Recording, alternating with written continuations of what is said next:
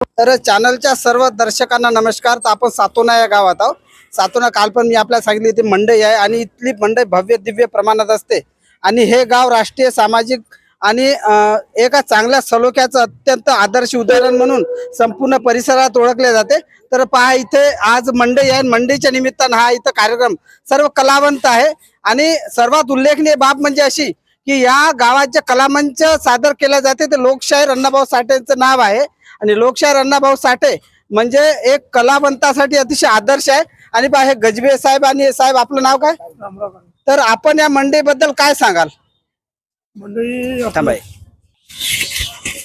दिवाळी हा त्योहार सर्वात मोठा त्योहार आहे आणि शरद ऋतूत आश्विनी अमावस्येला येणारा सर्वात त्योहार म्हटलं भारतीय संस्कृतीमध्ये हा दिवाळीचा त्योहार आहे.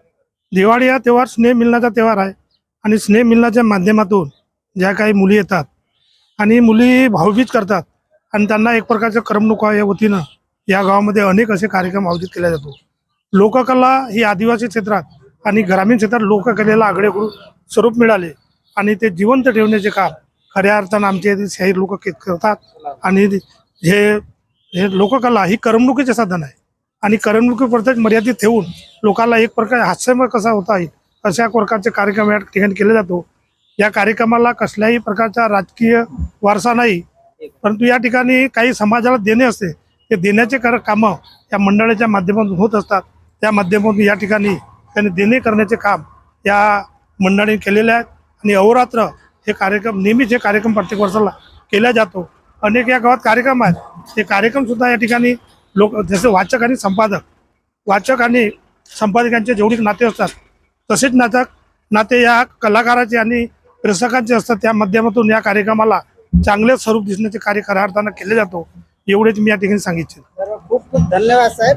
आणि हे लोक कलावंत म्हणजे कष्टकरी शेतकरी समाज वर्गातील असतात आणि आपलं कष्ट करून म्हणजे कोणी कामगार कोणी शेतकरी वगैरे तर हे सर्व कष्ट करून काबाड कष्ट करून लोककला सादर करतात आणि या लोककलेच्या माध्यमातून करमणुकीसोबतच सामाजिक समस्येवर सुद्धा ते परखडपणे आपलं मत व्यक्त करतात.